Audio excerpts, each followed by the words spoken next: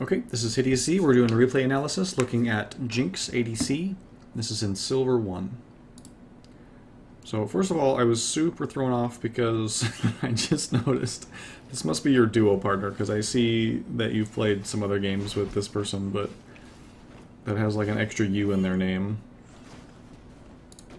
So anyway, I just wanted to point out that that was deeply confusing for about 30 seconds. Anyway. So, little thing here, you've already set yourself really far behind in lane. Well, not really far behind, but you've already set yourself behind in lane, and you haven't even started yet. And here's what's going on. So Jax decided to start red buff, which is unusual. Most junglers would start Krugs, or if they start blue, they start Gromp. So it's unusual that he's starting red. Sometimes junglers will do it. But if he's going to do this, then that needs to affect the way that you offer him a leash. So let's just take a look at this. So minions are getting to lane. Minions reach each other at right about 2 minutes. Or just after 2 minutes. 2 minutes. They reach each other at 2 minutes in mid lane. Or no, at 1:56 in mid lane. So at 2:03 is right when they start fighting each other. And you don't even start heading down toward lane until then. Ideally, you would be walking to lane with the minions, so whatever that is, like 10 seconds ago. You would be in lane, walking up with the minions so that you can establish a nice position.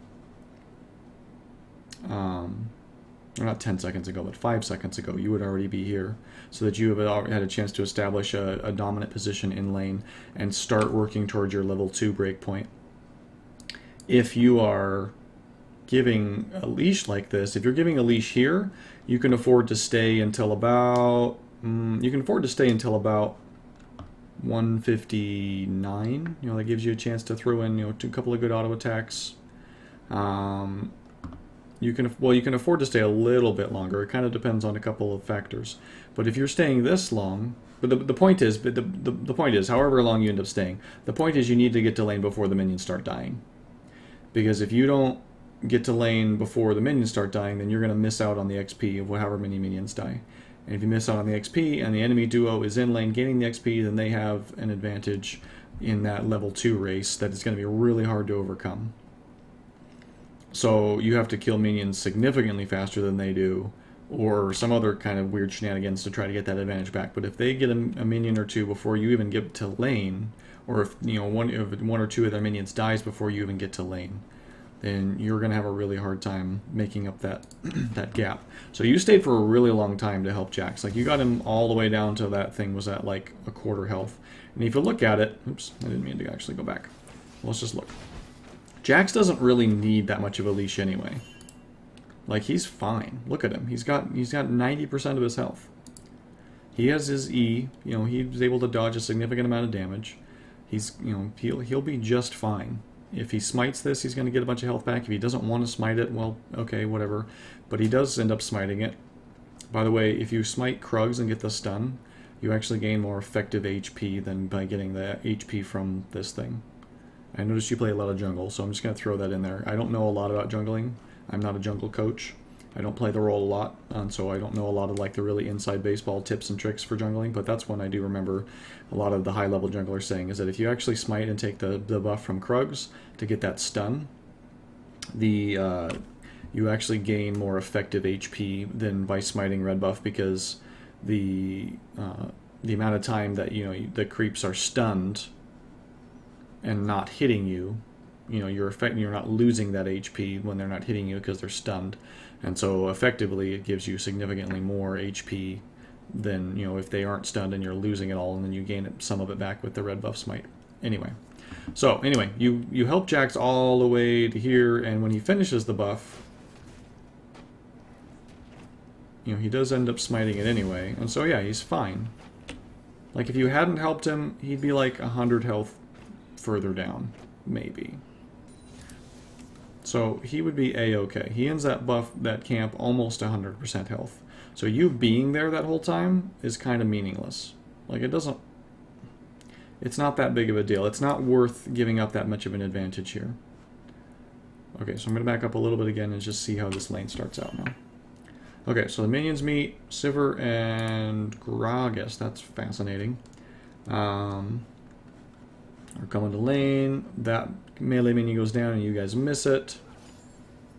And now they're ahead.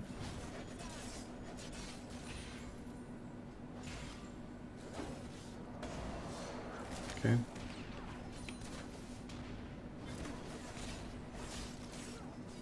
So you guys are taking a lot of early poke.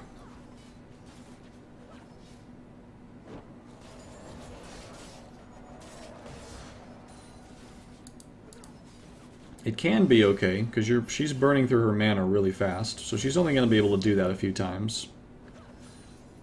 I don't know what's going on there. And as long as you aren't giving up kills or putting yourself in danger of actually dying, and you can just be careful with that with positioning and use your potion. You should have used your potion by now. Unless you're really confident that you're going to be able to auto attack consistently enough that the lifesteal on your Dorans will help you out. But so in this situation, when you're up against somebody that's got a lot of poke like Sivir, you want to be auto attacking as often as possible. Well, he fell for that really hard. You want to be auto-attacking as often as possible for the lifesteal on Dorans, and you want to be don't be too stingy with your potions either. Okay, so right now we're gonna go over your lane. I'm gonna pay most attention to this. We might not even look too heavily at the rest of the game, depending on how this lane phase goes. Because if this lane phase goes like it's going right now, then looking at the rest of the game is going to be. We might look at the transition to early mid-game, but looking at the rest of the game isn't even going to be all that useful because there's enough already going on here that to work on. So I'm going to back it up all the way almost to the beginning of lane phase.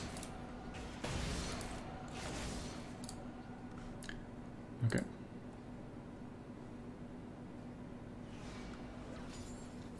So like I said, even if you guys get to lane like 3 seconds earlier, then you don't set yourselves behind. Like 3 to 5 seconds earlier, and you guys are okay. So, okay, anyway. So, you missed the XP of the first one, you missed the gold on the first two. Now you're okay. Okay, so right now, Sivir has really short auto attack range, but her boomerang makes up for some of that early on. So, Sivir wants to do two things right now. She wants to push the lane to hit level 2 first, and she wants to harass. So she's not going to be able to reliably harass with her auto attack. If she tries to run in and harass with her auto attack, that puts her in range of both Thresh and you to harass right back. Gragas is kind of in the same boat. He can't attack with his auto attacks unless he wants to take just a crap load of damage in return, right? Because he's melee. So his only option for harass and late when wave control at level 1 is using his barrel, because that's what he took level 1. I don't know if that's what Gragas support is supposed to take. I don't even know if Gragas support. I haven't seen Gragas support in a really long time, so I'd have to look and see if what even is a good idea there. But regardless, that's what he took, and she took boomerang, and so they're going to look to harass you with those abilities, but they both have long cooldowns. So boomerang blade is a 9-second cooldown. It's not crazy long, and exploding cask has, or barrel roll, excuse me, has a 10. Almost an 11-second cooldown based on with the cooldown reduction that he has. So every time they use those abilities, you have around a 10-second window. Call it an 8-second window, just to be on the safe side. An 8-second window where you can freely harass. And if you're able to really time it closer to the actual cooldown, then so much the better. But you have about an 8-second window with a little bit of a safety margin to be able to harass them more powerfully than they can harass you. You, with your rockets, you outrange Sivir. So you will be able to pressure her, and you'll be able to shove this wave just as hard as she does with her, or almost as hard as she does with her boomerang. If you are able to rocket these, like right now, if you're rocketing this wave, then you're damaging Gragas, right? So you end up allowing them to pressure you really hard, just with their abilities, and abilities that have fairly long cooldowns at level 1. And you're not trading anything back. You're not looking to pressure them. You're just kind of letting yourself get bullied. So you're doing two things that are making that really easy for them. First of all, you're not punishing. Well, you're doing three things. You're not punishing them. So you're not even looking to punish them, it doesn't seem like. So they're able to come, Gragas is able to walk up, throw his barrel out, and walk back. He's not even in danger of anything else. You're not even, the range of that makes it a little tricky to do, to harass back. So you wouldn't always be able to. But he doesn't even have to worry about you even trying, because you're not. You know, not really. Sivir, same thing. Her boomerang outranges you significantly, but it's not that hard of a skill to dodge.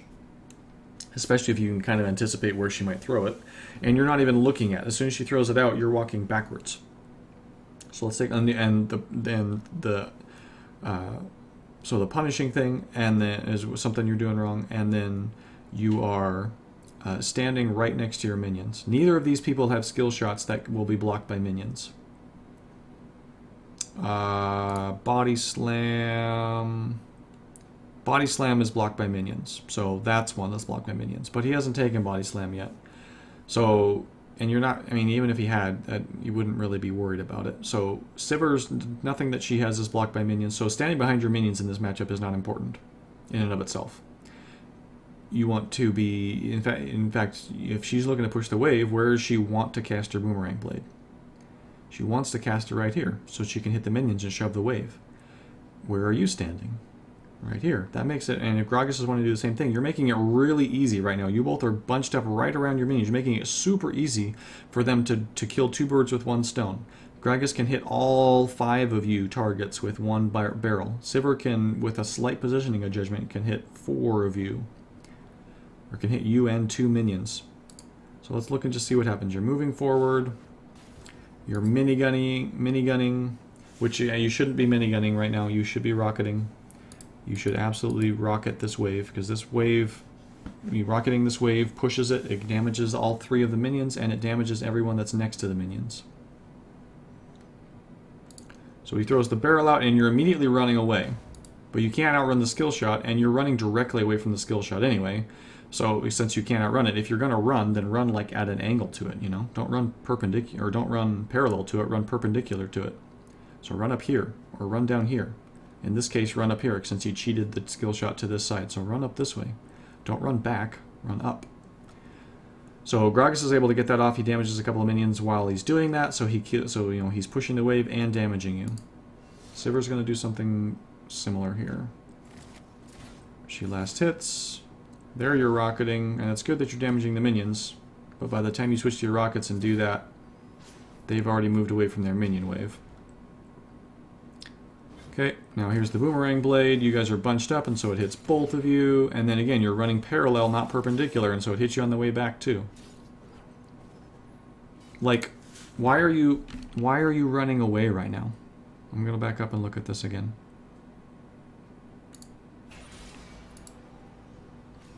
Okay, Gragas throws out his barrel.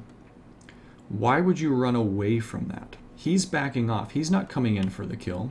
He's actually moving away. Look, you can see his model. He's turned around. He's moving this direction. Why would you move? Why would you move this way? Like, why would you go this way? That doesn't make any sense. Gragas has turned around. You know he's not going for some sort of weird all-in, because he cast this thing and he immediately turned and walked away. Sivir is wanting to last hit. These minions are pretty close to needing to be last hit, and as soon as this barrel hits, they're going to need to be last hit. So if she wants to get this CS, she can't really afford to harass you right now. She can't afford to spend auto attacks on you. So if this barrel is going to hit, which it won't necessarily. If you just sidestep up this way, it probably misses you. But if it's going to hit, then why wouldn't you walk into it and trade back onto Sivir? Sivir's moving forward. She's tunneling on these minions. Walk into it and trade. Don't just allow him to hit that for free. Don't walk away from him while he's walking away. He's able to throw that out and do damage to you when it doesn't cost him anything. And you do something similar here with Sivir. So that does damage to you, and now you're slowed.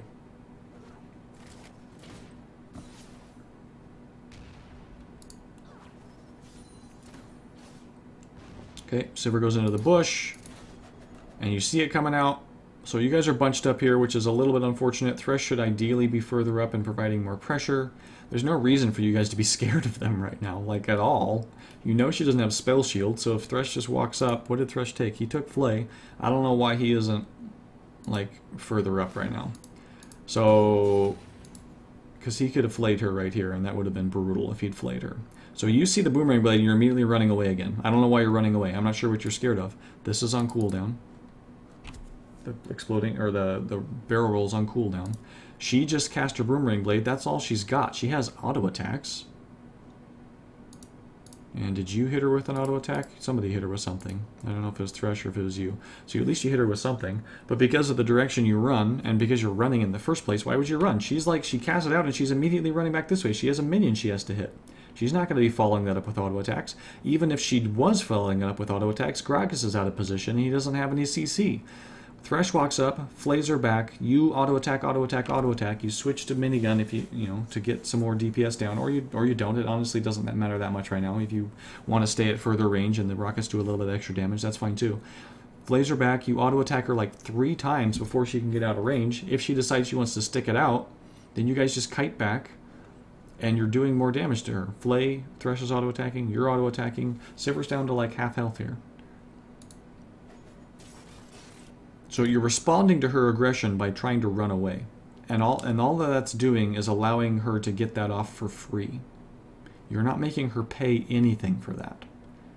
If she's going to do this to you, you need to try to make her pay. That needs to be your mindset. You need to trade with her, not just get harassed for free. Trade with her, and you have all the tools that you need to do that. There's no reason that you can't be trading with her. Okay. So at this point, they're up experience, they're up 6 minions to 4. CS, they're up 5 minions to 2. And again, you're just playing so passive here right now. Thresh is back here, which should just never be the case. I'm not sure why you're playing so far back. Sivir's Boomerang Blade is coming up off of cooldown now. He misses that, and that's a window. So look at this. Now she misses this. This is your window. Both of those things are on cooldown. They don't have anything else. Okay, you walk back into it, which that sucks. But they don't have anything else. Look at the situation right now. Sivir has this minion, and she has this minion, which are going to be, this is what she needs to be focused, this is what she's going to be focusing on, is these 2 minions. Because this one is last hittable right now. This one is going to be last hittable in just a second. You don't have anything. This is the closest one that you have to worry about right here. But it's going to be a little while before that one gets down to being last hittable. You have a couple of seconds at least. More than that, probably 3 or 4 seconds before this is last hittable.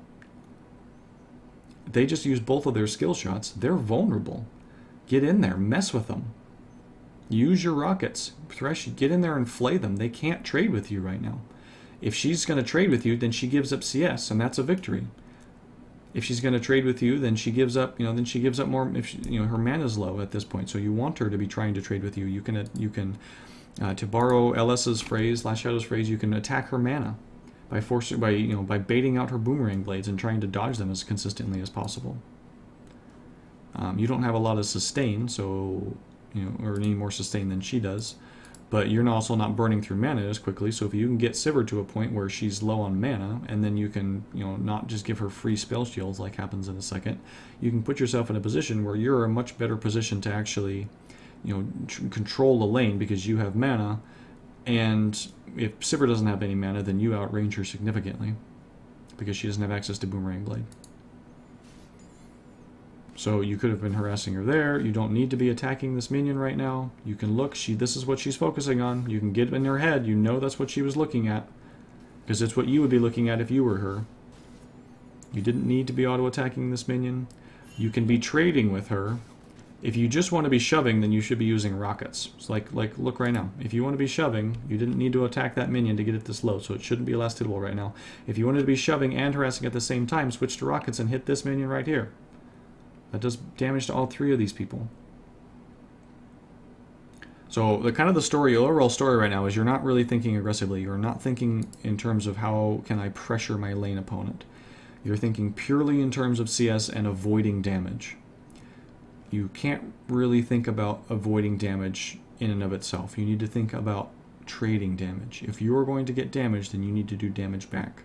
You need to recognize that Sivir has the ability to do a lot of damage from range, and if you can position yourself so that she can't take out minions and harass you at the same time, so you are positioned over here, instead of right here, you're positioned over here, so she has to make a choice. Do I use my abilities on minions, or do I use my abilities to harass my lane opponent? She can't kill two birds with one stone, so you position over here. And if you position right here, you're still in range to auto-attack your CS, you're in range to harass her, and she can't kill two birds with one stone. And if she wants to get in range to actually auto-attack you, then she's going to start taking minion harass. Plus she's going to give up whatever CS that she should be getting, or that, she potentially is giving up CS. So you definitely want to focus on last hitting first and foremost. You don't want to give up CS for trades. But anytime that you don't need to be CSing, you can look to be trading. In this early situation where you want to be pushing for level 2, you also want to try to be actually, shoving and killing minions as quickly as possible. You're already behind, so that should be your MO right now, is using your rockets to clear the wave as quickly as possible. If you use your rockets correctly, Boomerang Blade won't be able to keep up with the amount of AoE damage you can put out, and how much faster you'll be able to clear the wave. So even though you missed that first minion, you could have potentially still hit level 2 first in this matchup.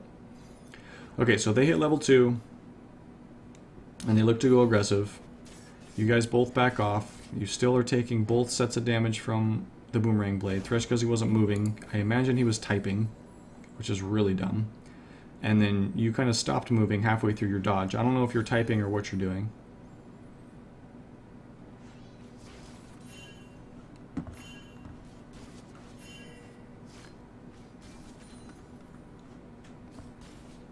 Okay. So Jax is looking for an early gank. Doesn't happen, that's fine. But again, you guys are bunched up super tight. This makes it super easy. Why are you bunched up like this with your minions and with Thresh? Look at that, she's able to push the wave, get damage on you and Thresh, and you ran parallel to it again. So, like, positioning-wise, this is just bad on so many levels. You're positioned close to Thresh, which means she can hit both of you with one boomerang. That's no-brainer for her. You're positioned close to your CS, so she can actually push the wave while she's doing that. That's also a no-brainer for her right now when she's trying to, establish the CS lead and pressure you and keep ahead in XP. So that's a no-brainer. You're positioned really close to a wall, which makes it really hard for you to juke in either direction. When you're this close to a wall, you can really only juke in one direction, this way, down. So that makes it really easy for her to predict which way you're going to go, and she can kind of cheat her skill shot to the downside. Excuse me. So that if you juke, you're most likely going to juke this way, and she's anticipated it. So you're making it really easy for them to land their harass. And here's the barrel that's going to happen again. Hits both of you, and you ran parallel. And because of where you're positioned, Gragas was able to hit that really easily. And then Sivir walks forward in an obvious spell shield bait, and Thresh falls for it.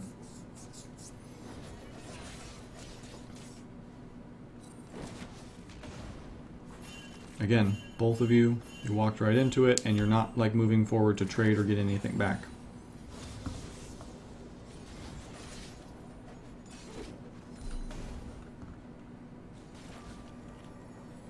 Okay, that was a mistake. You could have got that minion. That was a waste. You give up CS for that. When it's pushed into the turret, you have to focus on CS. That's the advantage. That's why pushing somebody into their turret is a good idea. If you can shove Sivir into her turret, then she has to focus on last hitting and can't spare any time to harass you unless she feels like she can get a kill. Same thing here. She push you into the turret. You chose to try to get a trade-off instead of last hitting, and you ended up giving up CS. Because you have to focus on CS or you lose it when it's under turret like that. Okay, finally Thresh lands a flay, but he doesn't get the auto attack, and you're not in position to follow up.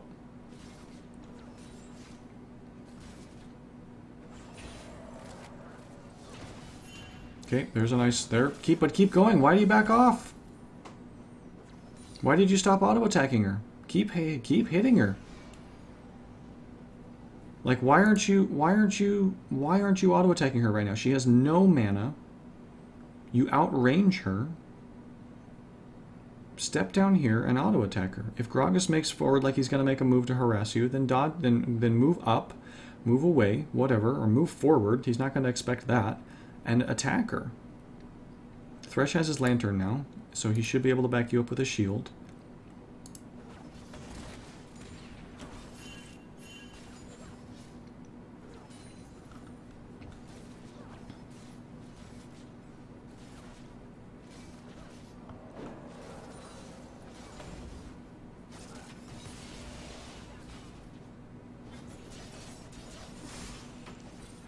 Again, you're running away. You're running away. That was a kill if you hadn't run away.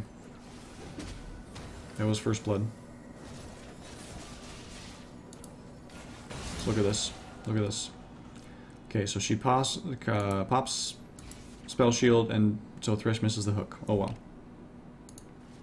You get a nice auto attack off. She's backing away. This is fine right now. This is fine. She's backing away, you're backing away. You don't really want to keep chasing her right now because Gragas could come in, body slam you, knock you up, and then you're dead. So you do back off here. That's correct. Okay, but now Gragas. But now this is. I mean, this is how fast you have to update your assessment of the situation, because now not even a second later, Gragas has turned and he's walking this way. Sivir has turned and is moving back toward you and his caster boomerang blade. Thresh has switched positions with you and he's going aggressive. You need to turn around right now.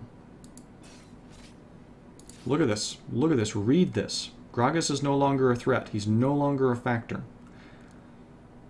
You were finally trying to run perpendicular, and that's good. But your reactions was so slow that it doesn't matter, so you might as well have been heading toward her, because you saw that Thresh was heading toward her. Like, even if she lands both of her boomerang blades, and she does, she gets you down to what, 250 health? 230? She's at 270 herself, not that much better, and Thresh is in position to land fillet auto attack. There it is. If you are in position to auto attack, she is dead right now. She is slowed, she's knocked up, she can't CS. Thresh lands a nice empowered auto attack and lands an exhaust. And you're last hitting minions, because, or you're not even last hitting, you're just auto attacking a minion because you're out of position. By this time, Gragas has moved back around and now you're in danger. And it's too late.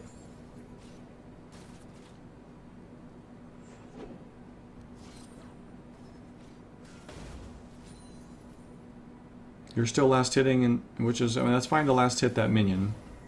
And then finally you're attacking Gragas, but you weren't updating your position very well. You kind of left yourself in range of body slam. You barely survive with heal. Thresh could die here.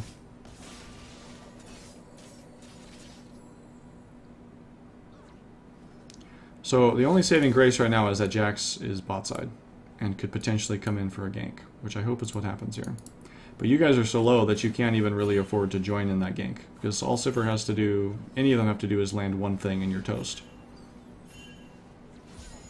I don't know who's pinging here, but this is a free kill for Jax, so... Oh no! What was that?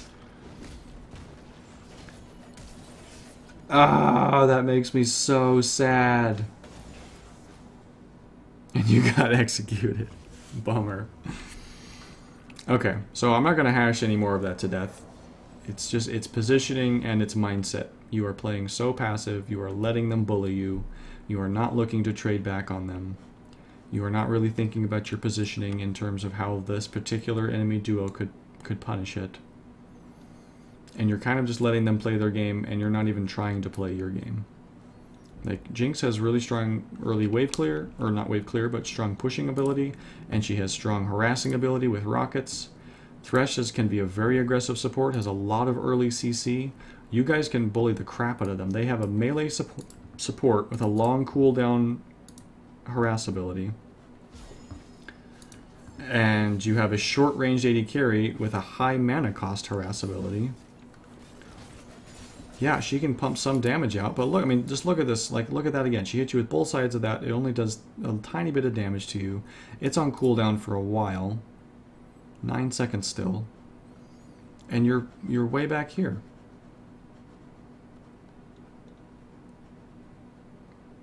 I don't understand.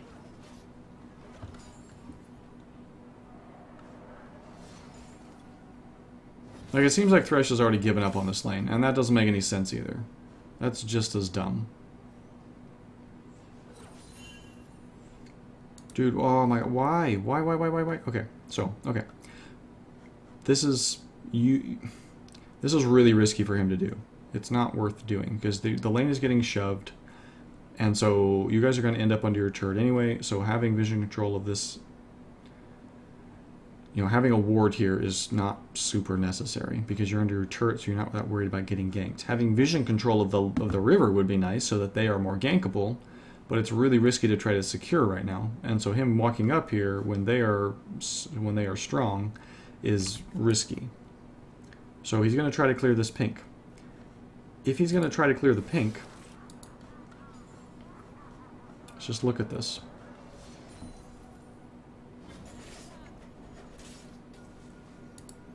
Okay, you're playing way too far back. What is Gragas going to do, dude? I mean, maybe he lands Body Slam. Worst case scenario, he does like a couple hundred damage, and then you back off. Sivir's not in position to follow up. She could maybe get in position to do one auto attack, but Thresh has enough CC, you have CC, you can handle that, you're okay.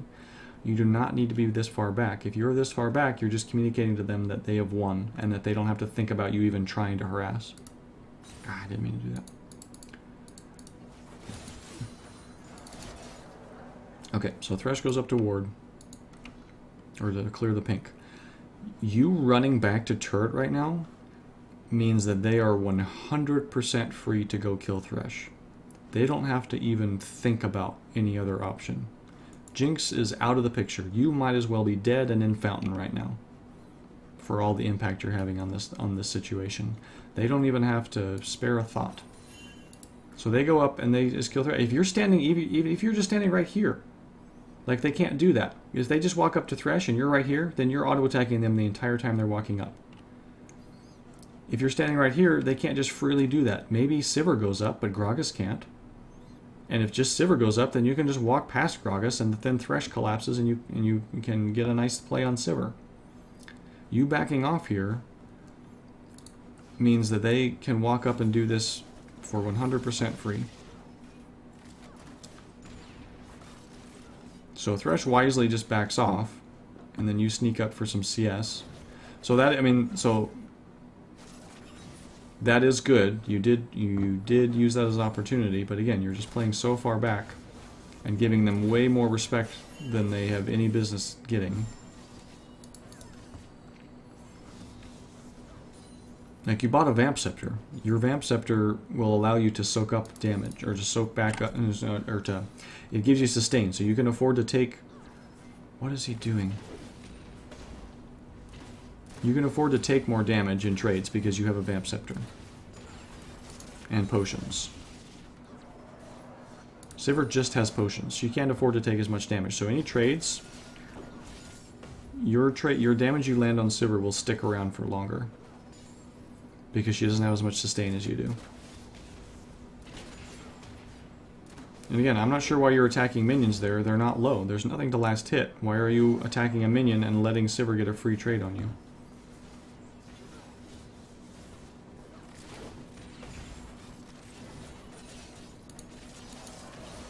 Okay, this is kind of all the same stuff that's happening, so I'm going to speed up through here a bit. All of this is added up to Sivir having a significant XP and CS lead.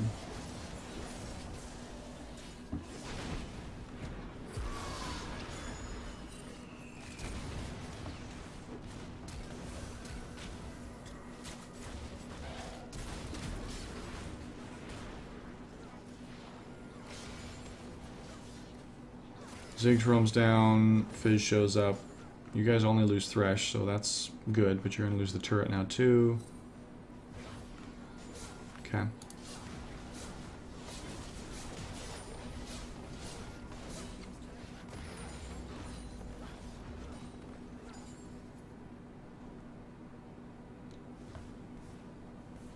So now, Thresh should probably stick around long enough to hit level 6 with you, so that he has 6 to start roaming with. Not necessarily, he can probably go help with this. This is not really contestable by you guys right now. Maybe if Jax can get there in time, but that's pretty questionable. If all of you can get in position to fight this, then maybe. But probably better just give up. I mean, already can... Well, yikes.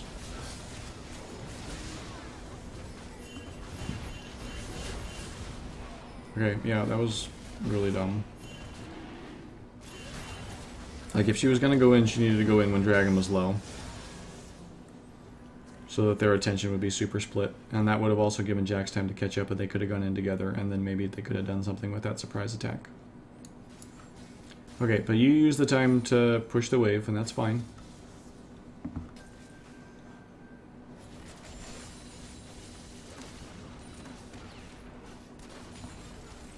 So at this point, now that Thresh is 6, and your turret is down, when your turret is down like this, it gives you a couple of opportunities. You have an opportunity, depending on how where the rest of the map looks. If the rest of the map is starting to fall apart, then it's time to start trying to do something in other lanes. You got to try to get together and stop the enemy team from just brutalizing you. If you have some free time, you can freeze a lane back here by just last hitting and slow pushing it this far back, because this is much more dangerous for the enemy to come and try to stop you from farming than if you're out here. You know, so this is much safer for you to try to freeze the lane, or at least slow push it here. So you can do that to try to catch up on farm a little bit. But not having a turret here also means that there's no objective for them to pressure here. There's nothing that you have to come back and defend here anymore. So that gives you actually a little bit more breathing room to go do things elsewhere on the map. You have time to walk up to mid and see if you can make a play now that this turret is down, because you can get back before the enemy team pushes to this turret just fine, whereas maybe you couldn't get back in time to defend this turret in time.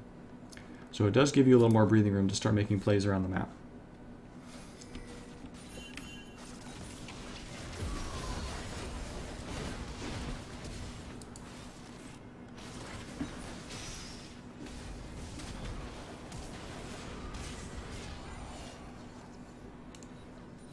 Okay.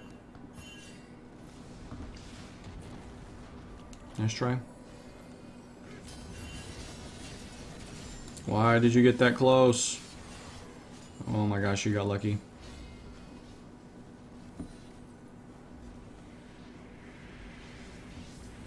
Very confused about what he thinks is going to happen here.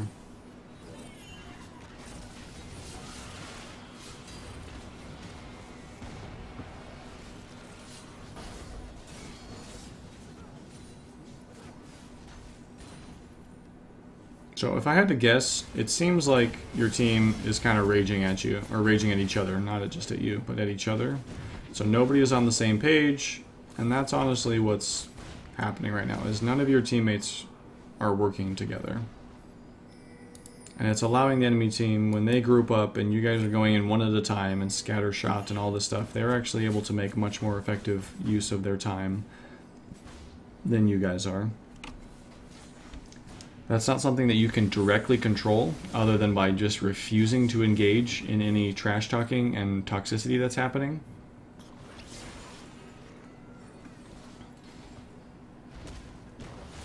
If you just refuse to make that, to allow that to happen, you will not do that, then that is contributing to your team's success, because you are not propagating that kind of behavior, which will always make it harder to win games. So you can avoid doing that. You can try to do the opposite. You can try to be the only positive person in your team. You can, you know, try to get everybody on the same page. So mute the people that are raging. Try to be positive. Give people goals to work toward. Don't single people out. Don't try to shame anybody.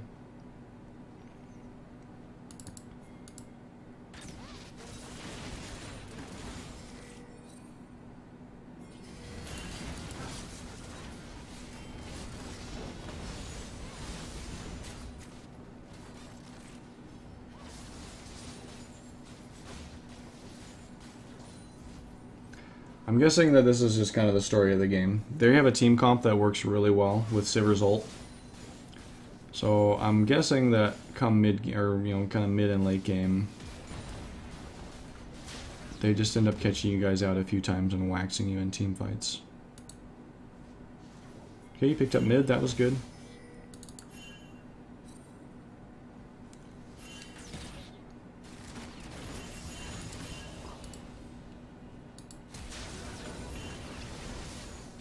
Okay. That really wasn't worth it. But I mean, it's good you got the kill. So look at the situation right now. You got Ahri coming in. Ahri has her ult. She has Ignite. You've got... Well, Vlad's out of the picture right now. So it's pretty much just Ahri. But Sivir's super low. And Gragas isn't really in a position where he can stop you and Ahri together from killing Sivir. So why would you go nutso on Sivir right now? You don't really, I guess. You just allow her to get some really clutch harass off. So she comes in, gets really good harass off, and now you're turning. Oh, and you didn't need to flash there at all. You had heal. Why did you flash when you had heal, dude? She'd already used Boomerang Blade. Yeah, that was really a waste of flash. Or heal. I mean, either one. Do one, not both, in that situation. So, if you can just keep baiting her back, you don't have to engage her and fight her right now. As long as she's going to follow you, she's dead, because look, this is happening. You did not need to engage and fight with her.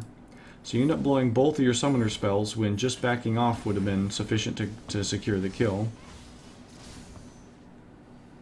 You're not backing off completely, but just kiting backward.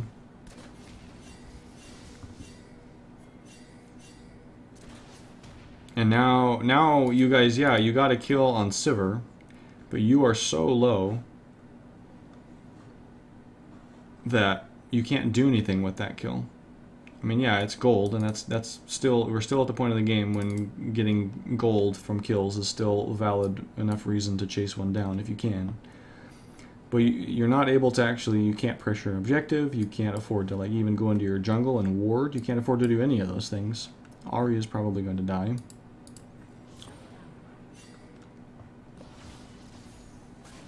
So you guys did go 2 for 1. But the enemy team is establishing significantly more map pressure.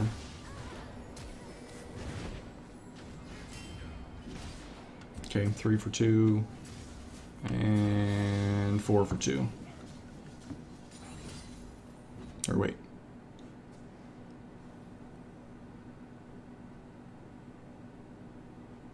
No, wait. 3 for 2. Sorry, overall.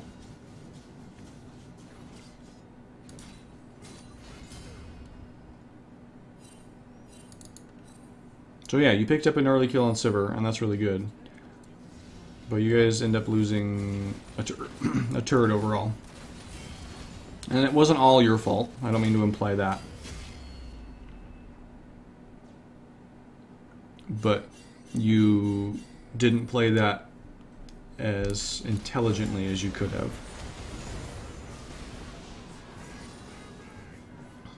Nice. So Jax is kind of your main hope here. He's a scaling champion that's very powerful late game. I don't know why. Oh, he is Devourer. Okay, good. And he's doing well already, so that's always encouraging.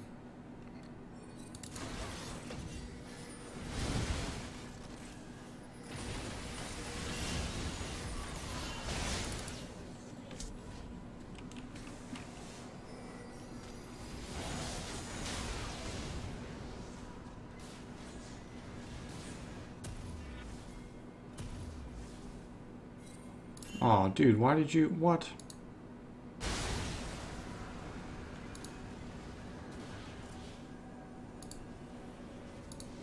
Why would you go back right now?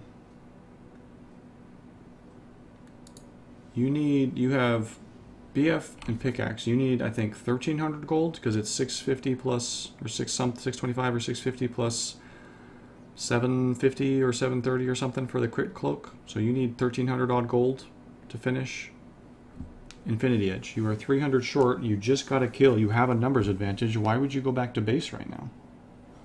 That's deeply inefficient. Go farm wolves, dude.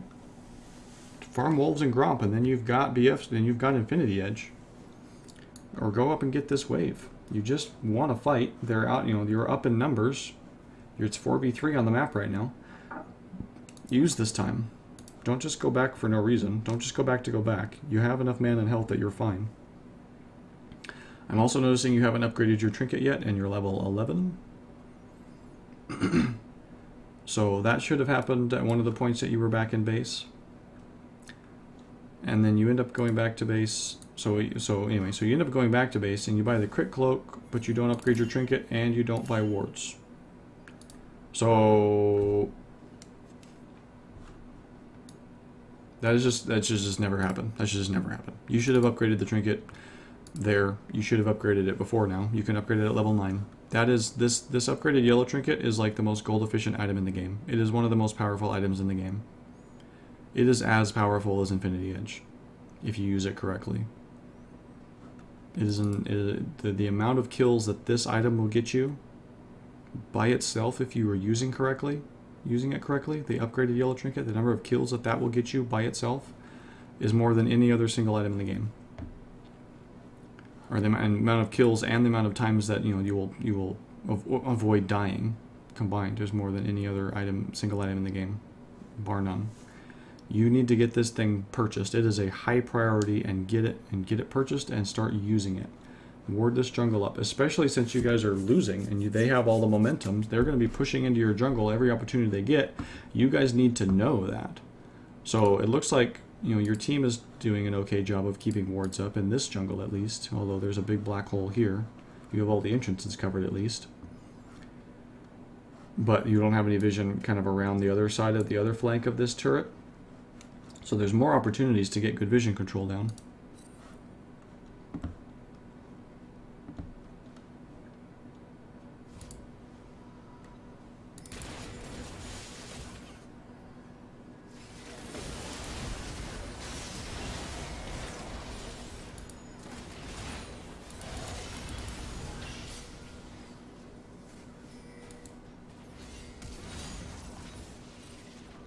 It was odd.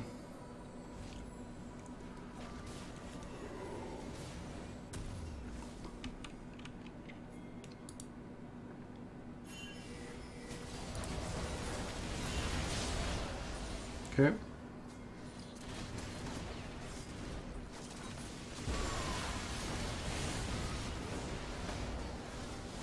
That was a really scattered fight. I'm going to take a look at that. This will just kind of be we'll just look at this team fight.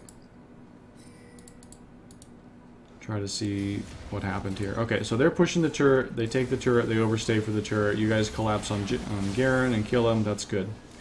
Now you have a numbers advantage. But you don't have there's no objective for you to take, though. Like, there's nothing for you to take. Unless you were able to actually shove this wave all the way down to here and do that, then maybe. This will be in position in a few seconds, so maybe you guys could rotate up and take top. But you can't really just abandon the lane, so maybe you send 1 or 2 people up to try to take top. This needs to be dealt with, because this is a big wave that's going to be pushing in on this turret here in a few seconds, so somebody needs to deal with this. If you go in and win this team fight, it doesn't really gain you very much. Like, they are ahead enough at this point that winning it is gonna, you're probably gonna give up a lot to win it. You're probably gonna get, you might, if you kill all 4 of them, you're probably gonna lose a couple of you guys as well. So maybe you win the fight with 2 people alive. And I mean, obviously anything can happen. I mean, it's solo queue and it's random and people make mistakes and anything can happen. It's possible you just wipe them. It's also possible that they wipe you guys. So, I mean, I'm just talking about what's like most likely here. So, if it's most likely that you guys are just going to end up with a couple people still alive after chasing them down through the jungle where you don't have a lot of vision, then what's the point of even doing it? It's not going to help you win the game. If there's only a couple of you alive, you won't be able to rotate. Maybe you pick up this turret, maybe, if you see it in time, and somebody has the health and pushing power to be able to get up there and make it happen. But this wave isn't in good position to take a turret. You won't be able to get to this turret and take it before they're back up and ready to defend it. This wave will need to be dealt with. You're not even close to being able to push this turret. This is the only one that's even semi-vulnerable, and it's even a little questionable whether you'd be able to get up here and take it in time. So this is just a questionable fight to begin with. Like, what do you gain from even winning this fight? You gain a little bit of gold if you win the fight, so that's not nothing. But is it really a good time for you to blow all your team fight abilities and such to get it, you know? Or is it really worth going in there, having to blow some summoners, having to blow ultimates? Is that really worth it? Well, I would submit that it is not. This is a time when you have numbers advantage. Yeah, you can pressure them out of the jungle here. You can give them some, you know, kind of give them a nudge to get out of your territory. But use this time to set things up. Get down here, make this roll the other way. Get the vision set up in your own jungles. Reset things so that the next time this happens, you're in complete position to actually go take something off of it. Okay, anyway, all that being said, you guys are really not on the same page again for this fight. Jax goes in all alone, and then you position in a place where it's really easy for their back line to just delete you, and you don't have anybody really protecting you. So you needed to either be here, or you all needed to be here.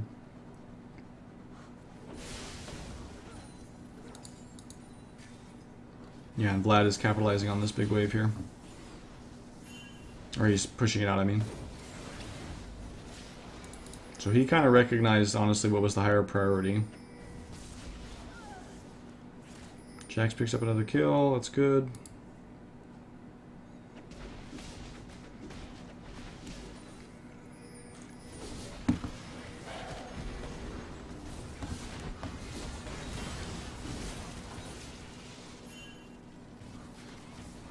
It was just insanely overextended. But what are you going to do?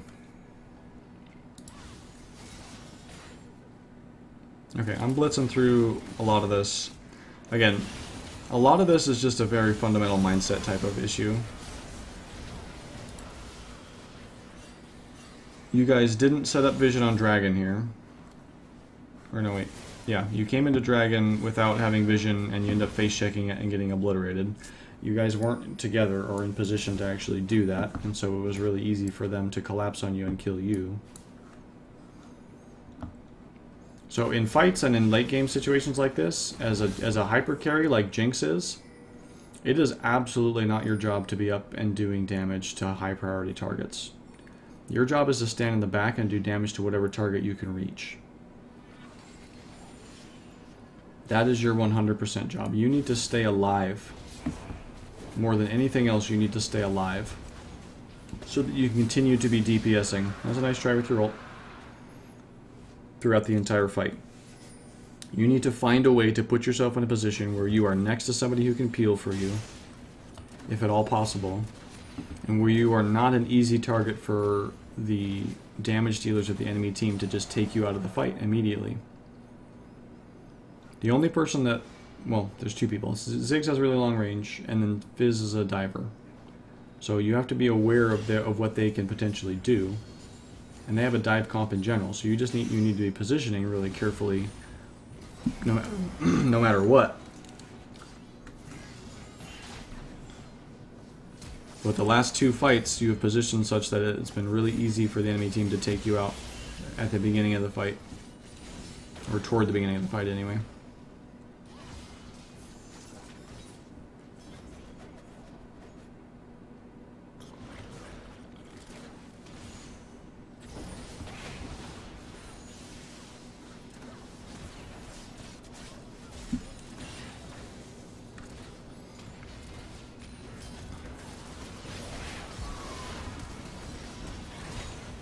And there's the dive. Yep, that's that Sivir ult and the dive. That's why Sivir is a stupid solo queue champion, because she can instantly create a team fight with that ultimate big red button.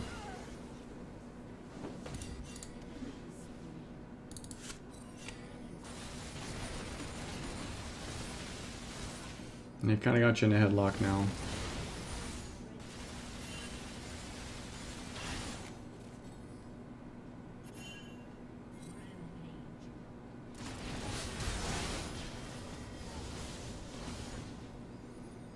Yep. Yep.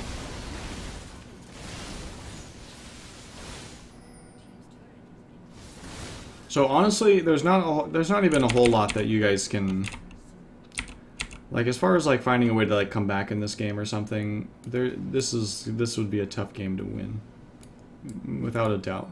You can do some stuff to try to keep the waves from pushing in too hard. You need to be getting vision out around your base so that you can be noticing where they're rotating, and so you can identify people who are out of position. You never leave this base in this situation until your inhibitors are back up. You make them dive you and try to win that fight. But yeah, this is going to be a tough game to win. You know, you're kind of putting yourself in positions where it's not that hard for them to get to you. That was a very bizarre Zhonya's, but okay.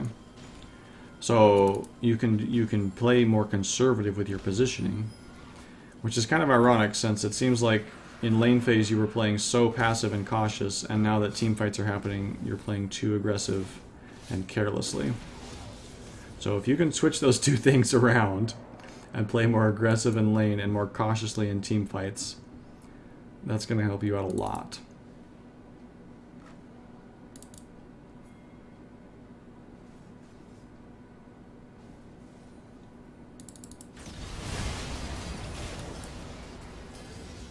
Yeah, so, okay, so this is just an example of what I was kind of talking about. Okay, so you guys take out Fizz. Okay. It is now a 4v5 while Fizz is dead. Jax is low, though. You don't have everything available to you. You don't have either summoner. Why on earth would you guys fight this? Like, in what universe is this a good idea? You have turrets right here and right here. You have an objective that they would probably be splitting their attention between right here. They have to funnel themselves into here, and you will have complete vision of them if you fight in here. Why would you walk out into the fog of war, into the jungle, away from your turrets?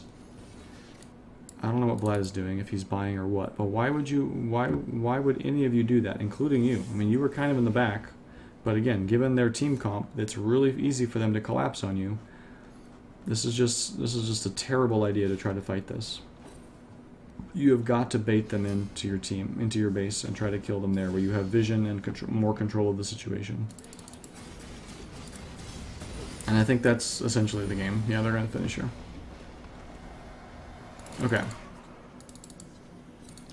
So, early on, lane phase, you have got to be thinking more aggressively. You need to be thinking about trades.